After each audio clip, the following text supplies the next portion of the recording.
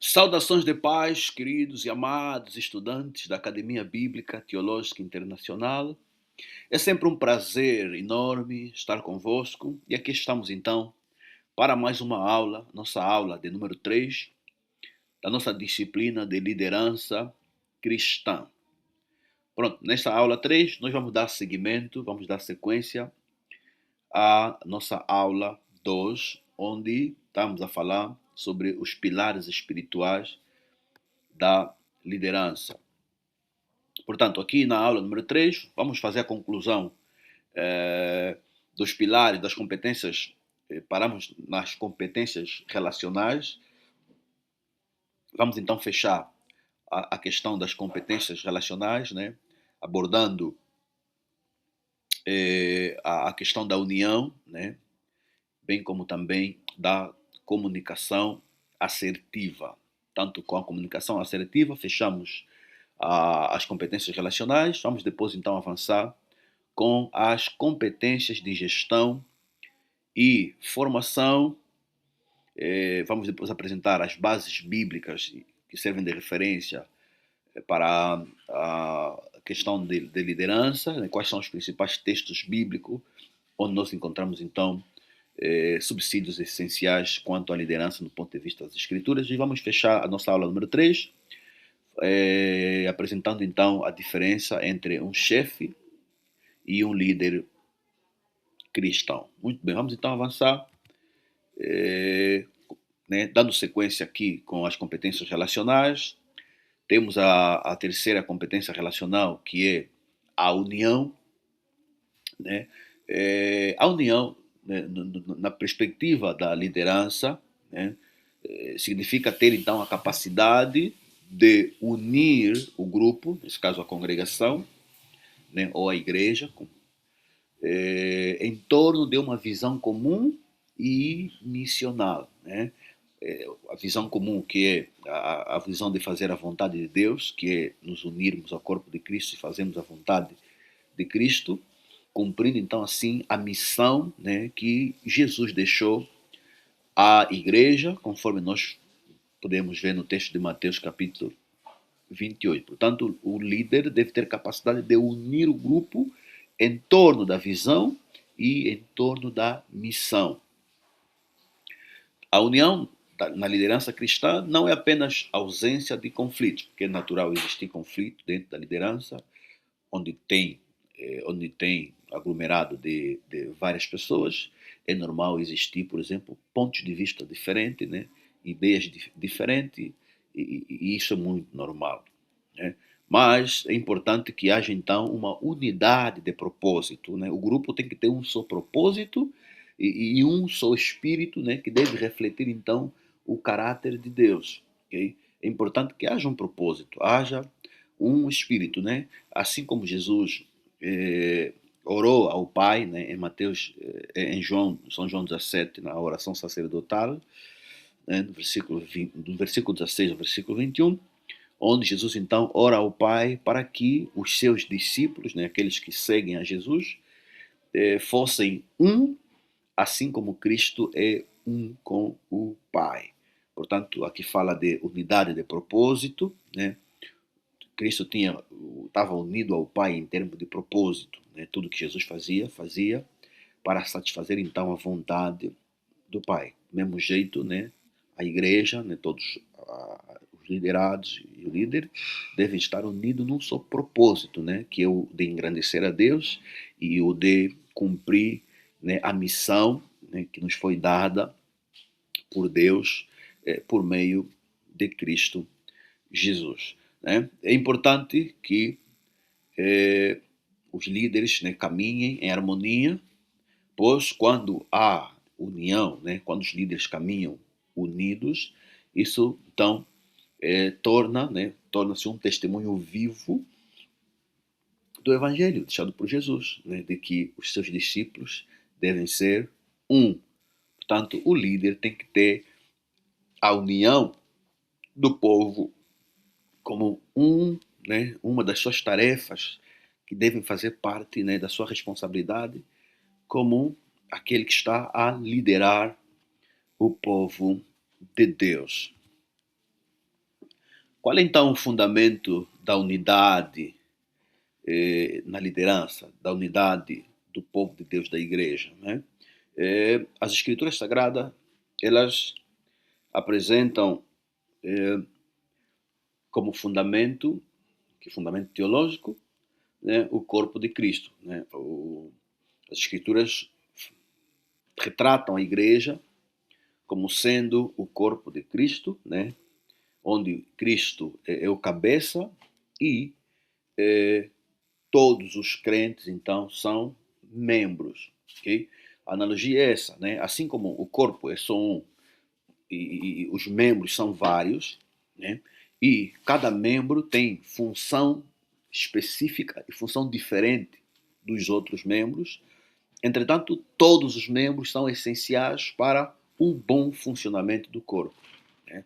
Do mesmo jeito também, né, todos os crentes, né, devem ter essa consciência de que têm capacitações, têm vocações, têm dons diferentes, mas todos eles, né, são úteis, né, para o bom funcionamento do corpo de Cristo, que é da igreja.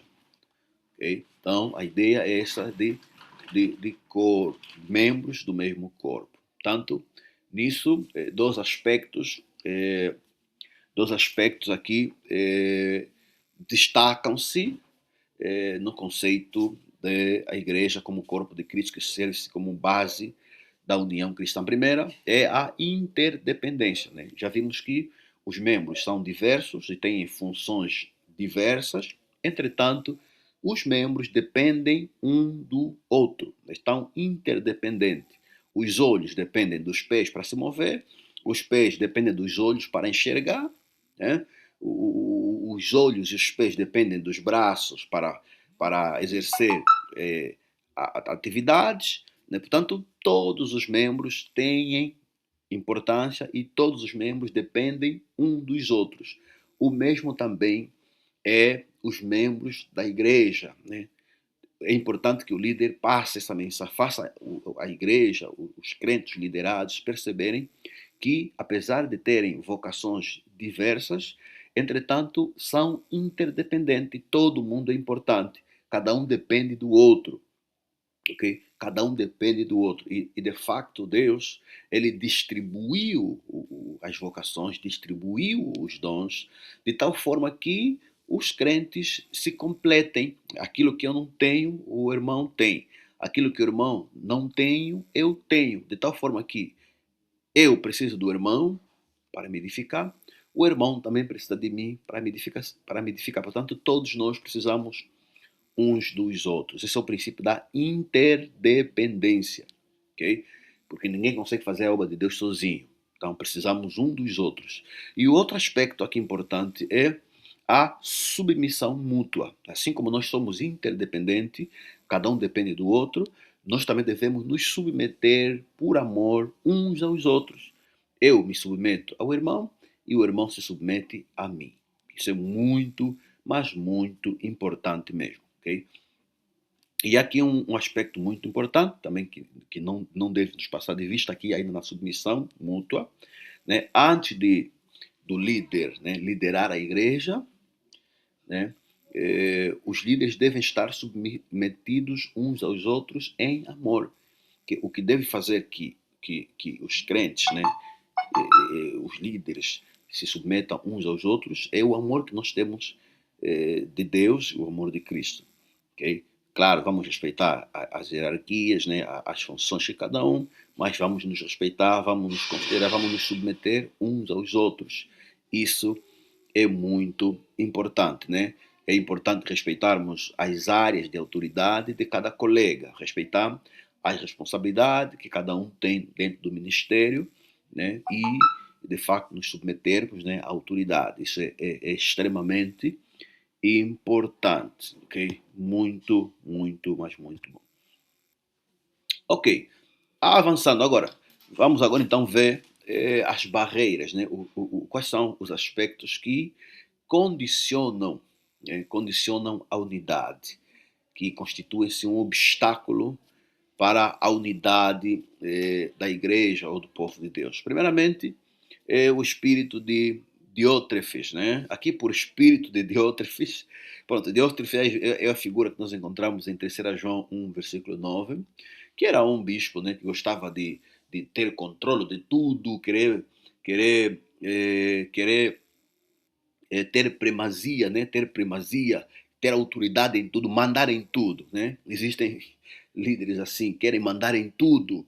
Isso não é bom, isso de facto constitui-se um obstáculo à unidade, né? Quando você se acha mandão, quer se intrometer em tudo, quer mandar em tudo, isso de facto pode contribuir para a desunião, para a ruptura. Não faz bem isso, né, no espírito de equipa, no espírito de unidade. Outra questão também é a competição ministerial. Aqueles líderes têm espírito de competição, né? Ele vê, quero se comparar com os outros ministérios, né? Quero disputar. A liderança eclesiástica não consiste em disputa, né? Não pode se comparar com o crescimento dos outros, né? Nem tampouco também a comparação entre crescimento né, nas áreas da própria igreja. Isso não faz bem, porque isso pode gerar inveja, pode gerar individualismo, pode gerar isolamento. Não é bom.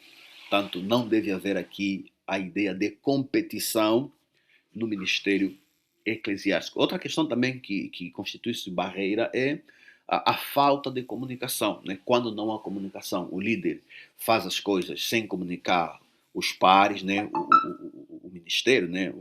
O elenco que trabalha consigo faz as coisas sozinho, né? Isso também é barreira, pode de facto criar ruptura, pode criar maus entendidos e depois desencambar em separação ou desunião, né? Então, para evitar isso, né, a falta de comunicação, é sempre importante comunicar, né? Comunicar, comunicar, comunicar.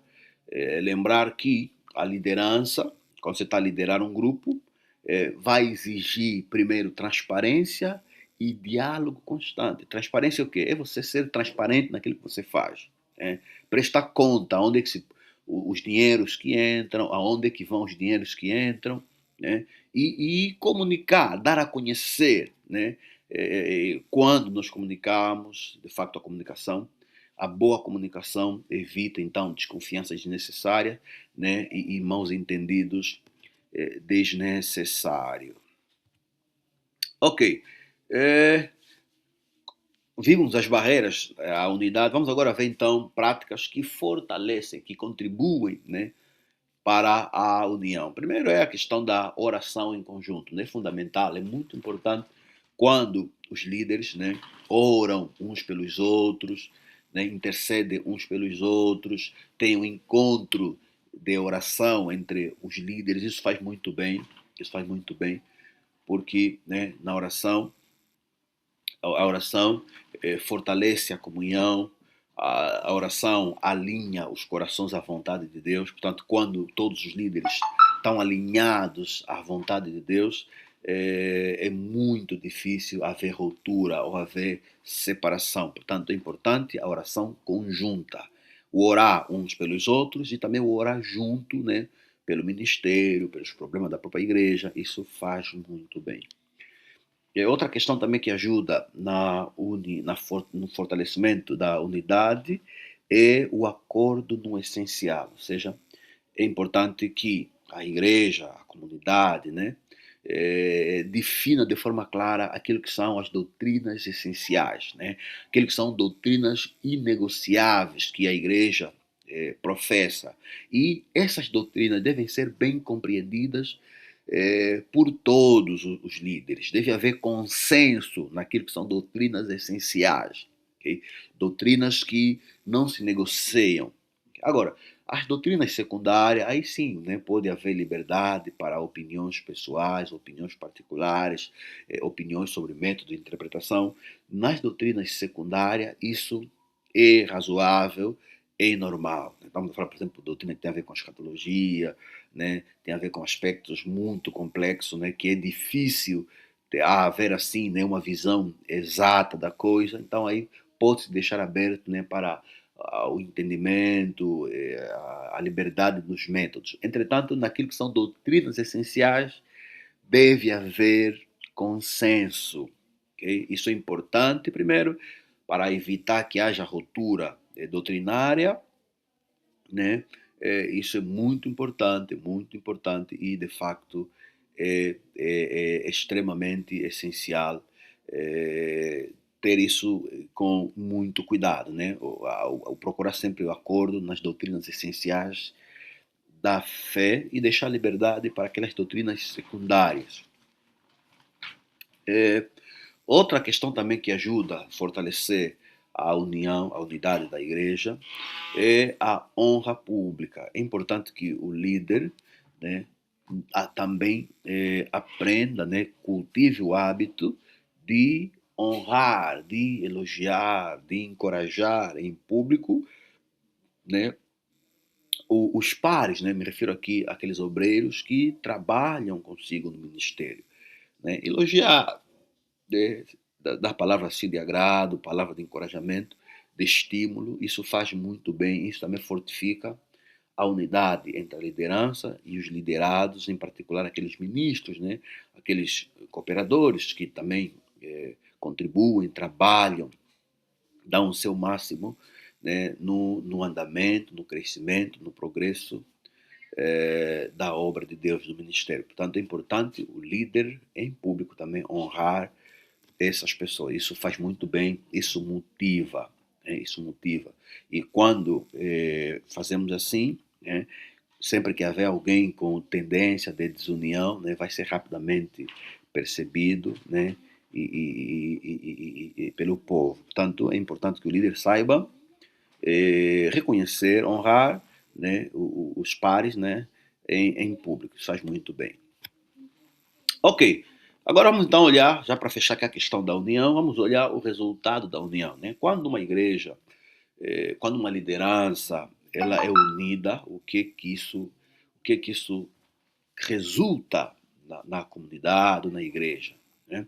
E nós temos o Salmo 133, que é muito direto, muito específico a esse respeito, né? Que diz que quando há união na liderança, né, diz o texto, Deus ordena a bênção e a vida para sempre. Portanto, uma liderança unida, né, é uma liderança abençoada. E uma liderança abençoada faz com que o povo que é liderado é um povo abençoado. Portanto, isso mostra quão profundo, quão relevante, quão importante é a unidade da liderança, a unidade daqueles que estão a liderar o povo de Deus. Portanto, uma liderança unida, ela vai comunicar aos seus membros, aos liderados, segurança, os crentes se sentem seguros, porque a liderança está unida. Né? Paz, né? E direção clara para a igreja. Quando os líderes estão desunidos, estão em briga, as ovelhas ficam dispersas, se sentem inseguras, sentem-se atormentadas, sentem-se perdidas.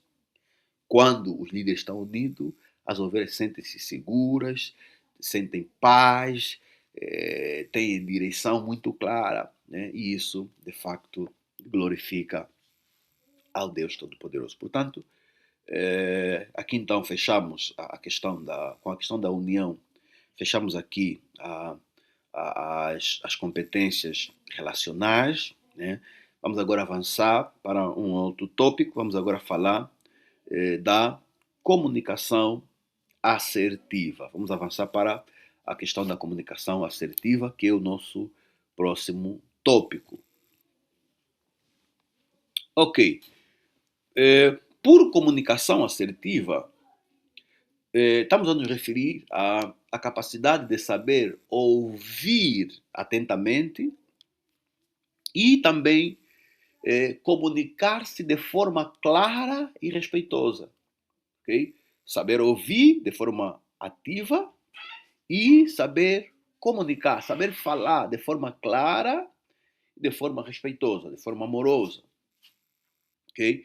A comunicação assertiva na liderança cristã, ela é a capacidade de nós expressar a verdade de forma clara e de forma firme, né? Expressar a verdade com clareza e firmeza, mas sem abrir a mão do amor. Nós falamos a verdade de forma clara e de forma firme, mas de forma amorosa, de forma respeitosa, né? É importante isso. Não devemos falar a verdade e com um tom desrespeitoso. Não é bom, ok? Devemos sempre procurar expressar, falar aquilo que é verdade, não devemos escamotear a verdade, não devemos manipular a verdade, devemos falar apenas a verdade, somente a verdade, porém com respeito, né? Com respeito. Isso é respeito e amor, porque quando nós falamos a verdade, tanto por pregação ou por ensino, nosso objetivo é corrigir o erro, é instruir, é redarguir, é orientar, é mostrar o caminho certo, com amor. A nossa intenção é direcionar o povo de Deus, né, na vontade, daquilo que é a vontade de Deus. Portanto, tem que ser sempre com amor, com verdade, mas também com amor. Ok? Portanto, as Escrituras Sagradas resume bem, né, este equilíbrio com a expressão falando a verdade em amor. Efésios 4,15. Portanto, é aquilo que nós acabamos de dizer há pouco tempo. Temos que falar aquilo que é verdade, mas temos que falar com amor. Tanto a comunicação assertiva, ela é diferente da comunicação agressiva, né, onde a pessoa impõe, né, impõe o seu pensamento. Também é diferente da comunicação passiva, onde a pessoa, por medo, né, por receio, se omite, não fala a verdade, esconde a verdade. Né? Na assertividade cristã, busca-se a edificação do corpo de Cristo por meio da exposição da verdade. Okay? A assertividade é expor a verdade, né, com a intenção de edificar, com a intenção de promover a maturação, promover o crescimento do santo povo de Deus. Portanto, temos aqui agora os pilares, então, da comunicação assertiva, né? O primeiro pilar é a honestidade com mansidão. Né? Por honestidade é falar a verdade de forma clara, de forma franca. Né? Falar a verdade com clareza. Né? É importante isso. E nesse quesito, né, as escrituras têm um princípio muito importante, deixado por Jesus, que é, né, a palavra de um líder cristão deve ser sim, sim e não, não. Ok? Tem que ser claro, né? Tem que ser claro. Não pode dar rodeios, não pode manipular. Tem que falar, se é sim, é mesmo sim. Se é não, é mesmo não. Né? E o outro pilar é o equilíbrio entre a verdade e a graça. Ou seja, nós temos que falar a verdade, mas também temos que falar essa verdade com graça. Né? Com graça. A comunicação da igreja deve refletir o caráter de Jesus, que era cheio de graça, né? Cheio de graça, graça que vinha de Deus, o poder que vinha de Deus, mas também falava a verdade, cheio de verdade. Portanto, temos que falar a verdade, mas essa verdade tem que ser comunicada com graça.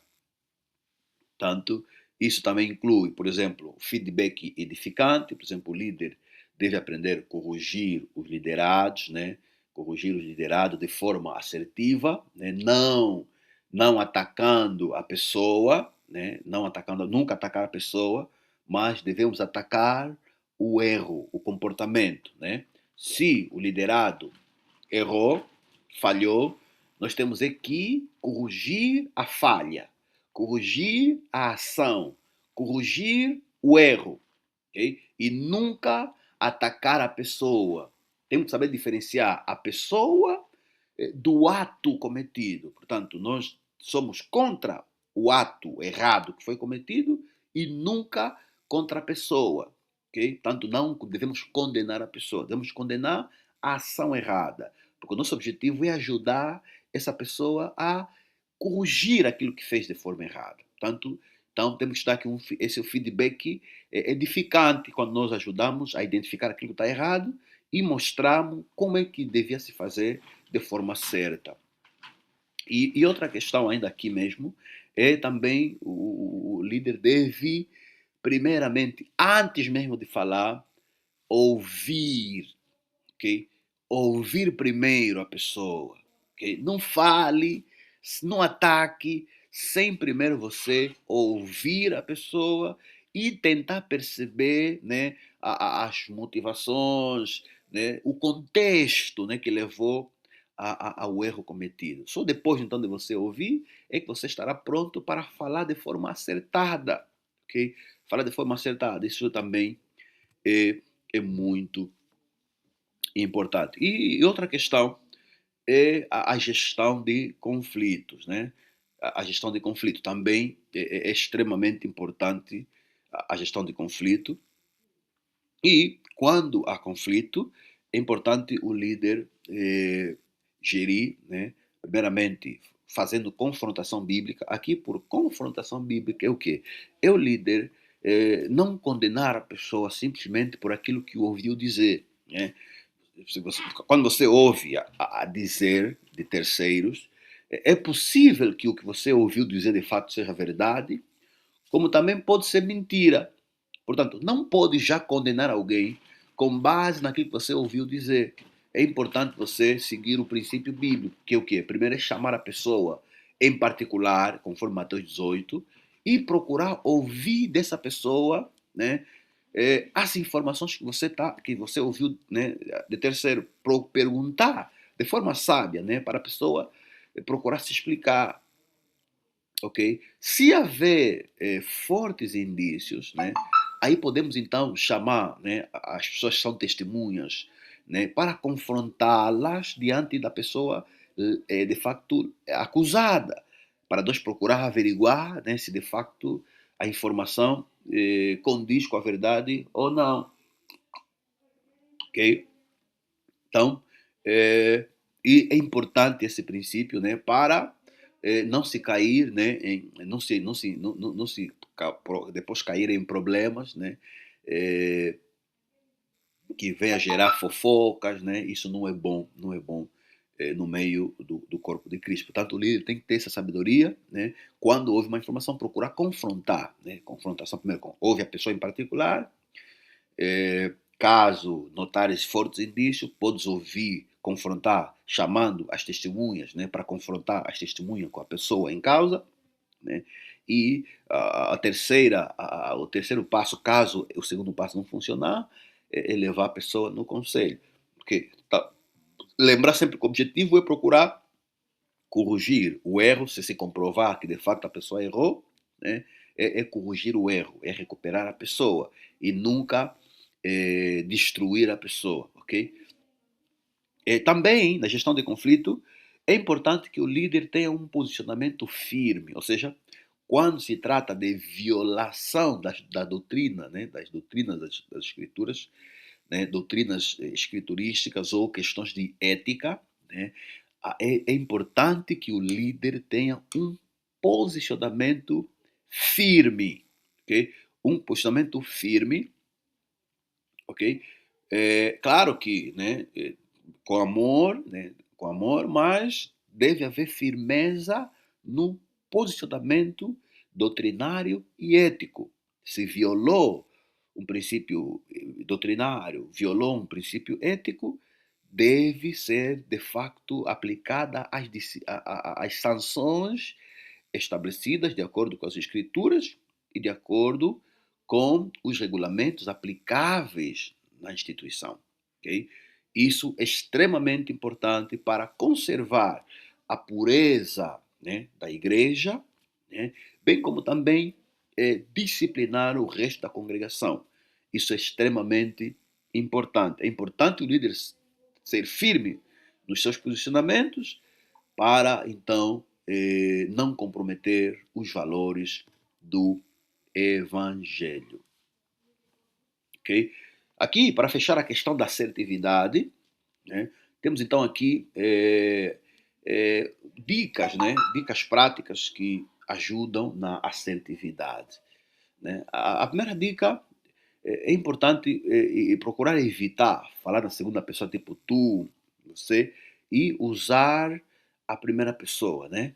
Por exemplo, em vez de dizer que você errou, né? Pode dizer, por exemplo, eu percebi que o processo não saiu como planeado, né? E gostaria de entender o que aconteceu, né? Essa forma é muito sábia, né? Vai fazer com que a pessoa abordada se abra.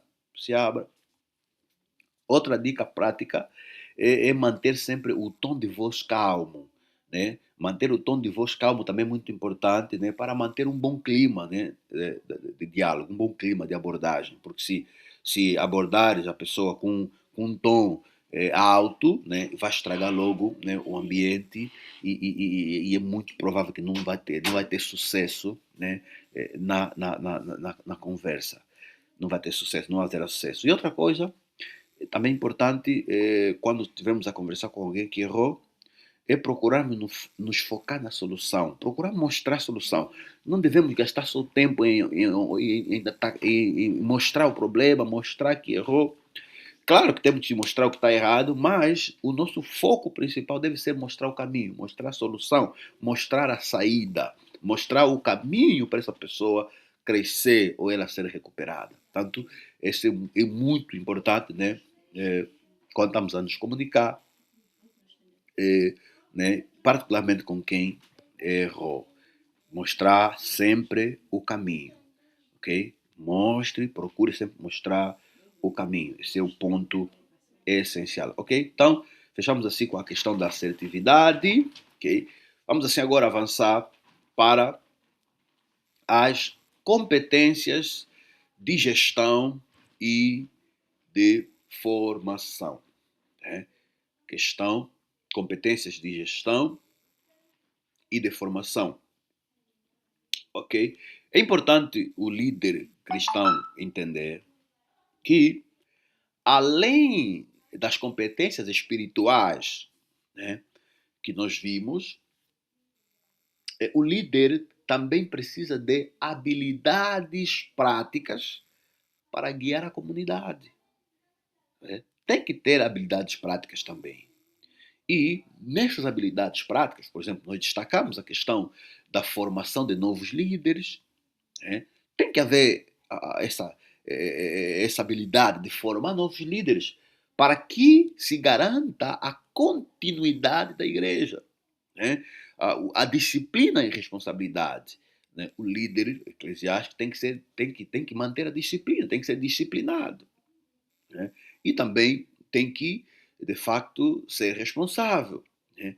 Responsável, começar por liderar, né, a sua própria vida, a sua própria família, para poder então liderar a igreja, porque nas escrituras, quem não consegue liderar bem a sua casa, a sua família, não consegue liderar a igreja. Portanto, é importante que o líder seja disciplinado, né, para servir de modelo e seja de facto responsável. E tem também a questão da ensinabilidade.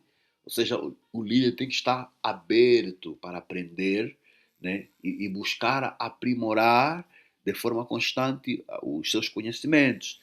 Isso é extremamente importante. Vamos agora então aprofundar um pouquinho, né, cada um desses aspectos. Vamos começar com a questão da formação de líderes e sucessores. É, Ok, a formação de líderes e sucessores, é, para formar um líder, né, para formar líderes e sucessores, né, de forma eficaz, é, o líder precisa mudar de mentalidade, né? É preciso deixar de ser um líder centralizador, né, que procura colocar, centralizar tudo em si, na sua pessoa, tudo está lá, ele está em tudo. Ele manda em tudo, decide em tudo. Não pode ser assim. Tem que deixar essa mentalidade descentralizador, ter tudo centrado em ti e procurar ser mentor, ok? Procurar mentorear, procurar delegar responsabilidades e também autoridade. Isso é muito importante, ok? Portanto, é importante que o líder entenda que preparar a sucessão, né? Preparar a sucessão, estamos falando preparar líderes, futuros líderes, Não é um evento de despedida, não, mas é um processo de continuidade. Quando você pensa em preparar novos líderes, preparar futuros líderes, você está pensando na continuação da obra. Muitas igrejas começam bem e depois morrem. Por quê? Porque os líderes que começaram não tiveram a visão de continuidade. Não pensaram na igreja ou na comunidade depois da sua ausência. Okay? Então é importante que o líder pense, não pense só que o líder não pode pensar que ele estará sempre na frente da igreja eternamente. Não, porque somos seres humanos, somos passageiros, estamos de passagem. Portanto, se nós queremos que a igreja continue, mesmo após a nossa morte, então precisamos começar a pensar, a preparar os futuros líderes agora. Okay? Para quando nós passarmos, né, deixamos outra geração que vai dar sequência ao trabalho. E eles também, né, também têm que ser instruídos que devem fazer o mesmo que nós fizemos. Nós devemos passar o bastião a eles, eles também prepararam outros para assim a obra continuar de geração a geração. Tanto vamos agora apresentar a seguir um roteiro, então, né, um roteiro prático, eh, baseado no modelo de Jesus, né, quanto à questão da preparação da sucessão de lideranças. O líder deve fazer a identificação, né, o olhar de seleção, ou seja, dentro da congregação, é importante identificar, não apenas, né, não olhar por aqueles que têm palco, né, aqueles que têm nome, que têm fama, não, mas tem que identificar aqueles que têm caráter e disponibilidade. Okay? Esses são dois elementos, dois grandes indícios que indicam aquele que tem vocação para a liderança. Né? Quem tem vocação para a liderança, ele manifesta esses dois aspectos. Primeiro, caráter, alguém que tem caráter. Okay? Segundo, alguém que se disponibiliza para a obra de Deus. Caráter e disponibilidade. Okay? Tem então aqui também o critério FATI. O critério FATI que procura pessoas que sejam, primeiro, fiéis, segundo, acessíveis. Por acessíveis, aqui nos referimos àquelas pessoas que são ensináveis, tá vendo? Pessoas que estão ensináveis, estão prontos para serem ensinados. Acessíveis. Trabalhadoras, aquelas que são proativas, tá vendo? Que estão sempre prontos para trabalhar, né? Então, são esses aspectos que nós devemos prestar atenção no meio da congregação.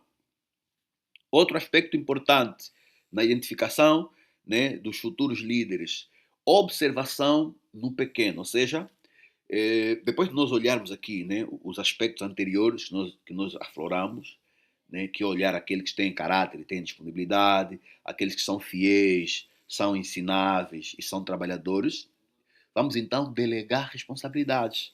Não devemos começar logo delegando grandes responsabilidades, não.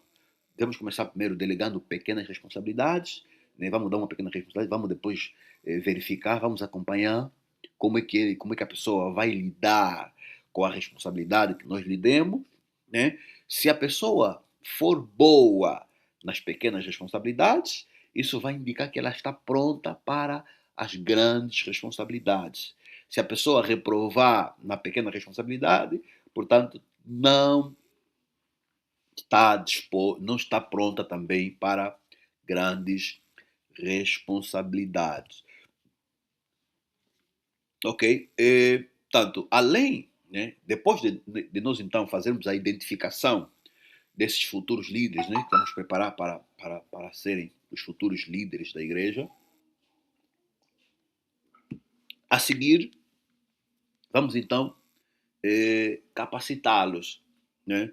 Capacitá-los. Aqui temos então o método de capacitação, que é conhecido como os 4 passos de Jesus, né? Os 4 passos de Jesus.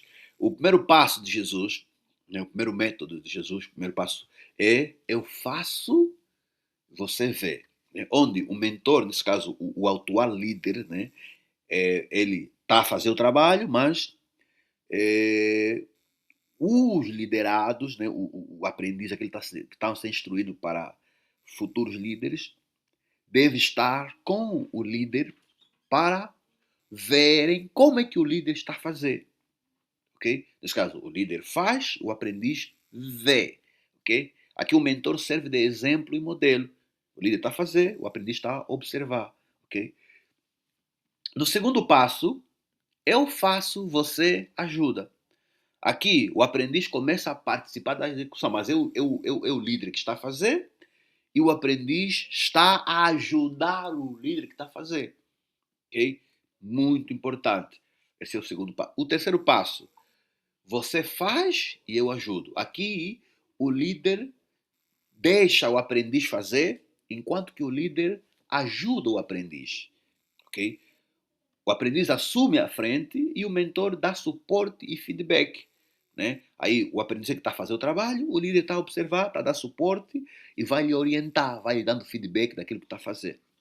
E o quarto e último passo, né, você faz e eu vejo. Né? Você faz e eu vejo. Aqui o novo líder opera sozinho, né, enquanto o mentor, né, supervisiona de longe. Portanto, são esses famosos, então, 4 passos, né, de capacitação, o método dos 4 passos de capacitação de Jesus. Portanto, eu faço, você vê, eu faço, você ajuda, depois você faz, eu ajudo, depois você faz e eu vejo. Okay? Esses 4 métodos são extremamente eficazes, extremamente úteis na capacitação, na formação dos futuros líderes cristãos. Ok, depois então, depois dos métodos de, de capacitação, o terceiro aspecto é a delegação com a autoridade. Aqui, delegação com a autoridade é mesmo você delega tarefa, mas também você dá autoridade à pessoa para decidir sobre a tarefa que ele vai fazer. Quer dizer, tudo que está ligado com a tarefa, você lhe dá autoridade de decidir. Isso é muito importante. Né? Um erro muito comum que acontece nos líderes é delegar tarefa, mas não delegar autoridade. Você manda alguém fazer um trabalho, mas ainda assim quem decide sobre o trabalho é você. Né? Isso é erro. Né? Isso é erro. Você deve delegar a tarefa e também delega autoridade para a pessoa decidir sobre a tarefa delegada. Okay? Isso é muito importante. Isso vai ensinar o quê? O empoderamento, né? A pessoa tem poder, né? Tem poder de decidir sobre a tarefa que está sob sua responsabilidade. Isso é importante para formar um sucessor, né? Você precisa permitir que ele tome decisões e, inclusive, comete erros controlados. Okay? Às vezes é necessário deixar mesmo que ele cometa erro, mas são aquele erro controlado. E ele vai aprender com o erro, mas o importante é você deixar a pessoa exercer mesmo, né, a autoridade, né, delegar a autoridade na pessoa. Né? E né, ainda nesse quesito também, você vai delegar a autoridade, vai também cultivar a cultura de feedback. Nesse caso, é importante, né, ter conversas regulares, né, com os liderados, onde nós vamos dar nosso feedback daquilo que nós vemos do trabalho deles, né, apontando os pontos que precisam melhorar, né, e também elogiando os pontos que foram muito bem feitos. Isso faz muito bem. Né? Nós corrigimos os erros e também nós encorajamos, né, elogiamos aquilo que é muito bem feito. Isso então vai fazer muito bem, vai motivar os liderados e claramente vão aprender a fazer bem as tarefas, estando assim então preparando-os, né, para darem seguimento da obra quando nós terminarmos a nossa jornada.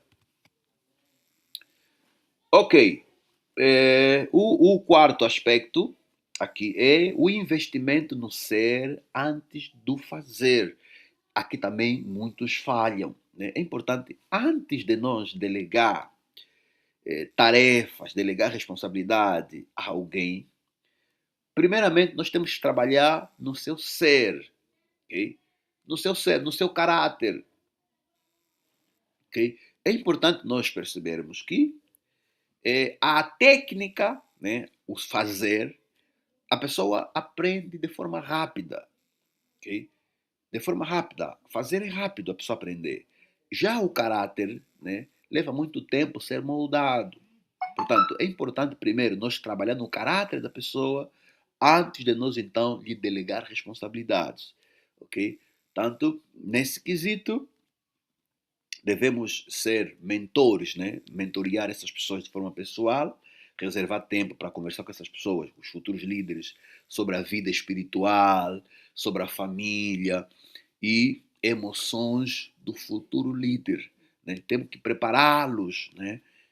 Nessas áreas todas, falar sobre a vida familiar, porque a, a família, a vida familiar, vem antes da liderança eclesiástica. É importante que o futuro líder saiba como é que ele deve cuidar da sua família, né, das suas emoções. Né? Isso é muito, mas muito importante. Também é importante nós falar, por exemplo, da teologia e valores. Né?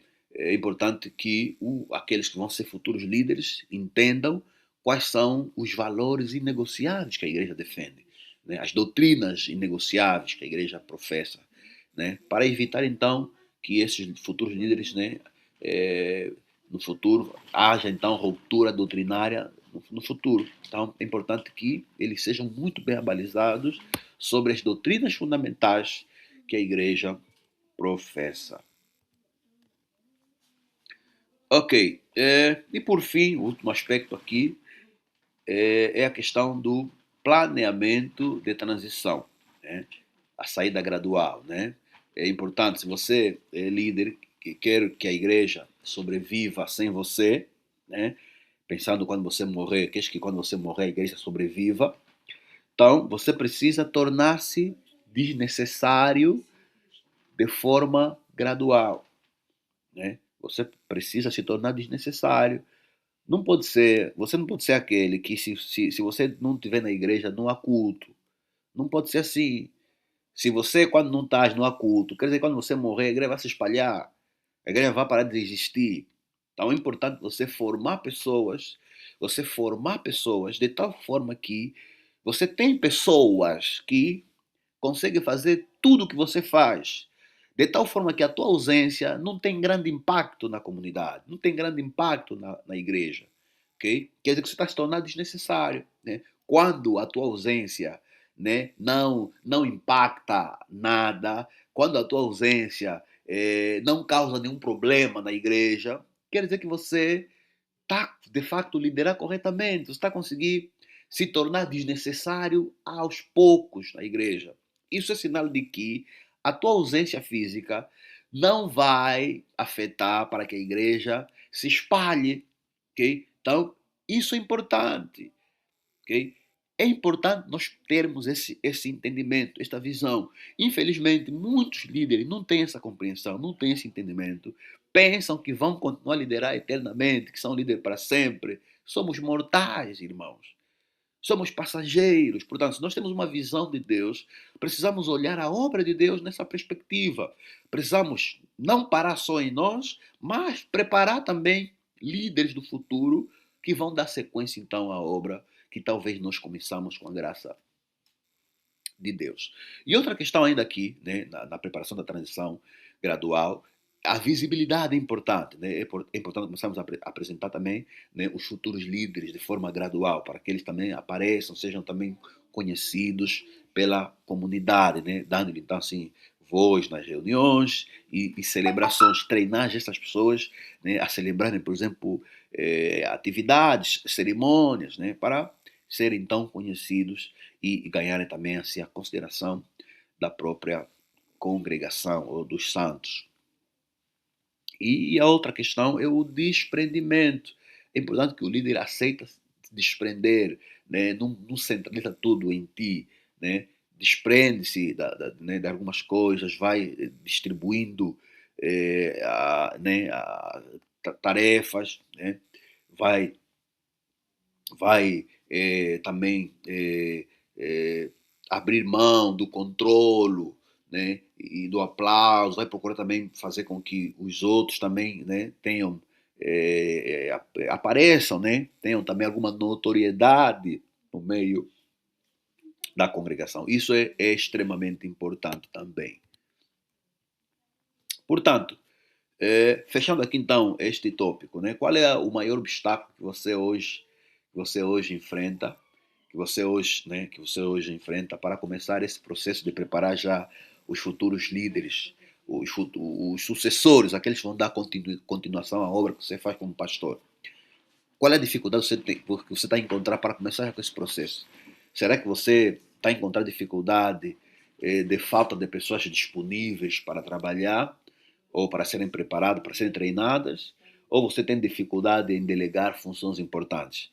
É importante começar. É importante começar. Lembrar que começar a preparar os futuros líderes, estamos a preparar a continuidade da obra que nós estamos a fazer. Portanto, é urgente começarmos a pensar em prepararmos os nossos sucessores, os futuros líderes, para que a obra não morra conosco, como aconteceu com Josué, né? Moisés preparou Josué, Josué não preparou ninguém. Quando ele morreu, os irmãos sabem muito bem o que aconteceu com Israel. Portanto, não devemos seguir este exemplo. Ok? Vamos agora então falar um pouquinho sobre disciplina e responsabilidade.